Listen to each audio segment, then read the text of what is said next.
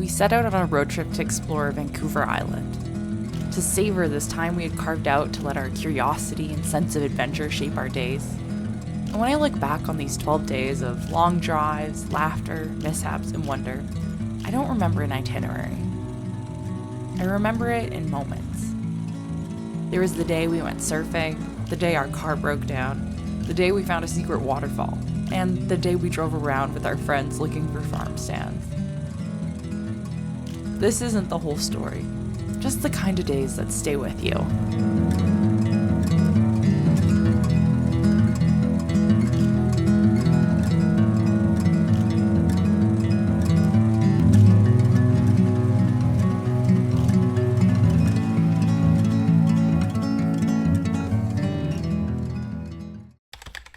Quintessential to any road trip are the long stretches in the car, moving steadily away from the familiar and into whatever might come next. That first day always feels like a sigh of relief.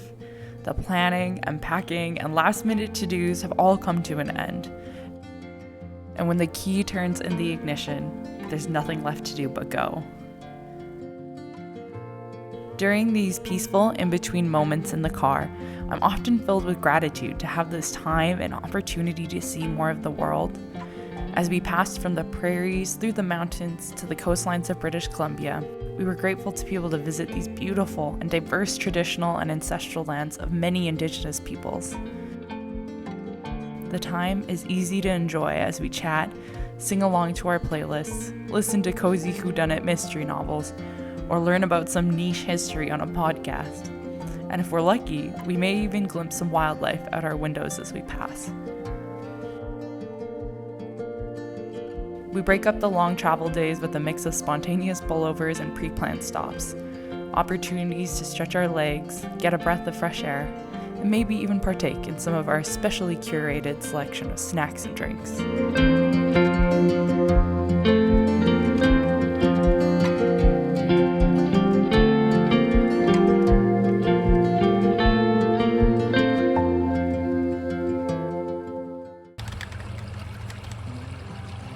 One of the things I treasure most on any vacation is time spent outdoors.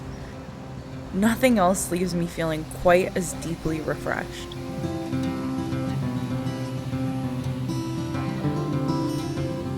This was our second car camping adventure, and we've come to love venturing out in the shoulder season. Those soft, golden months of May and June.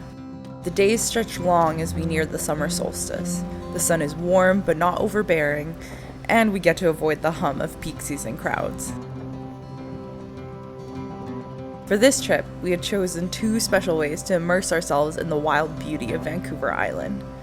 First, we spent a few days in Tofino, the surf capital of Canada, which meant we couldn't resist the pull of the ocean. We spent a morning with a local surf company taking a lesson and then did our best to catch some Pacific waves.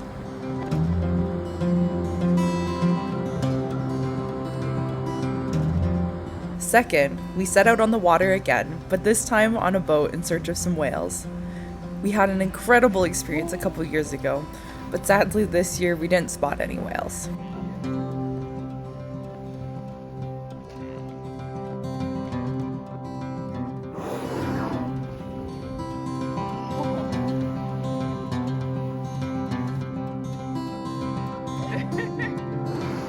They're not being shy at all. Nonetheless, we were still graced by some Dall's porpoises.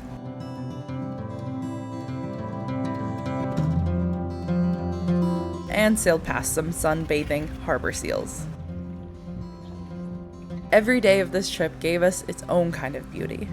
We hopped around tidal pools, watched waves crash onto rocky beaches, sought out a tucked-away mossy waterfall, and strolled through the lush, temperate rainforests. Amidst all the serenity of long drives and time outdoors, we also loved the contrast of getting to spend some time wandering around the cities on our route, enjoying the hustle and bustle as we walk along the streets and start to get a feel for the heartbeat of the city. We loved strolling through local farmers markets, checking out community events, popping into local artisan shops, rummaging through thrift shops, and tasting our way through cafes and the local food scene. We also love finding local or specialty grocery stores to stock up on our provisions.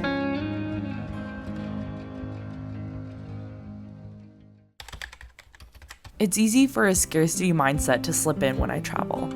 That quiet hum of urgency, that feeling that time is short and I should be making the most of every second. My excitement for experiencing new places can lure me into packing my days full to try to do it all, to see it all.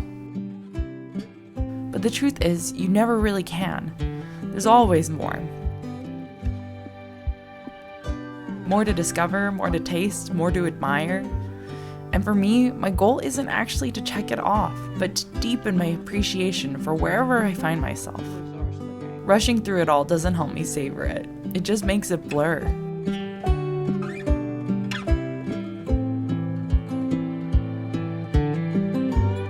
So I have been practicing slowing down on trips like these.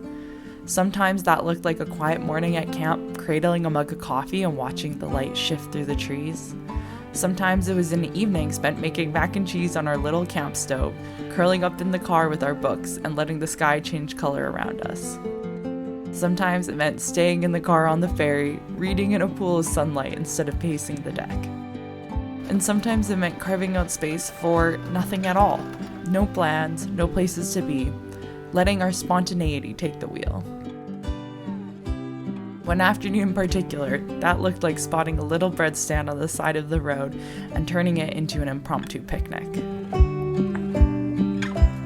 Wow. And a view. These simple moments are sometimes the most delightful.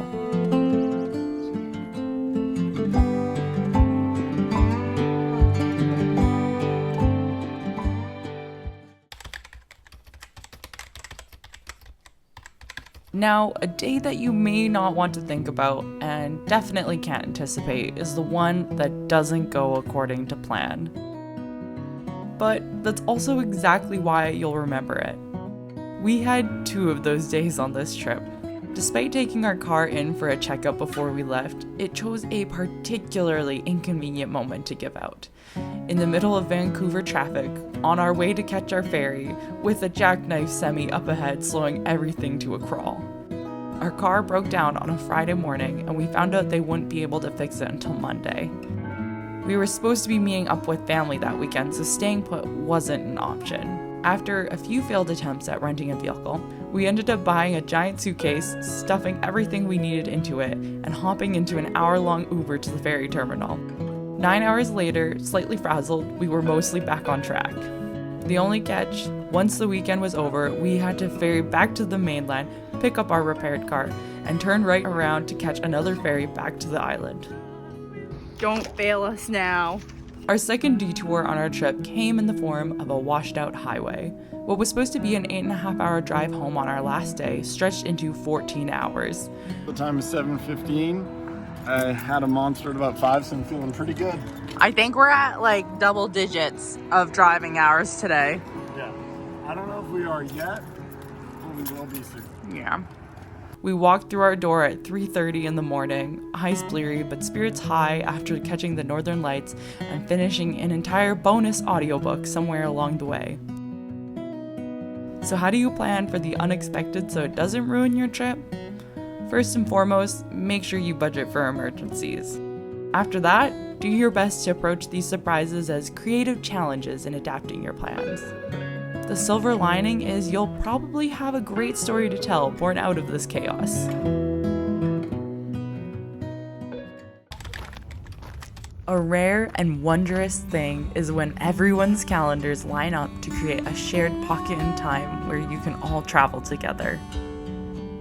Our time in Tofino and Ucluelet was shared with Evan's family. Exploring the towns, walking down rain-soaked beaches and through rainforests, sharing meals together, and staying up late talking and laughing. Later in the trip, we had friends visiting Pender Island who invited us to join them. When we first arrived on the island, we didn't understand the magic of it, but it slowly revealed itself to us over our 24 hours there and in the good company of our friends. There were hammocks strung between trees like a floating archipelago, slices of cheesecake tucked into roadside fridges, help-yourself produce stands dotting the roads, small local shops full of character, multi-million-dollar houses that we shamelessly admired, and conversations that wove together the everyday and the ridiculous.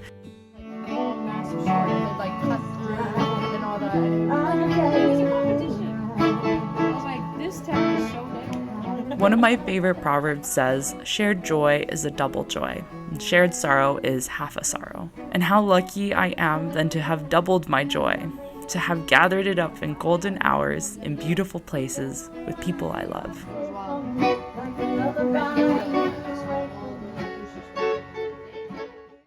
We set out on a road trip to explore Vancouver Island, to savor this time we had carved out to let our curiosity and sense of adventure shape our days. There were plot twists and serendipities, perfect moments and messy ones, and all of it tangled together into something imperfectly lovely. Let me end with a poetic quote I come back to time after time by Kosuke Koyama. Love has its speed. It is an inner speed. It is a spiritual speed. It is a different kind of speed from the technological speed to which we are accustomed. It goes on in the depth of our life, whether we notice or not, whether we are currently hit by a storm or not, at 3 miles an hour. It is the speed we walk, and therefore it is the speed the love of God walks. Here's to more 3 mile an hour days.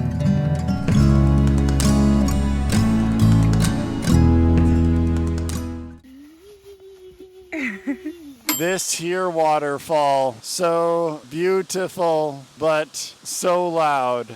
The earth is like this. Ferns, lichen, moss, big trees. Cathedral Grove is pretty. Chirps of bugs and birds.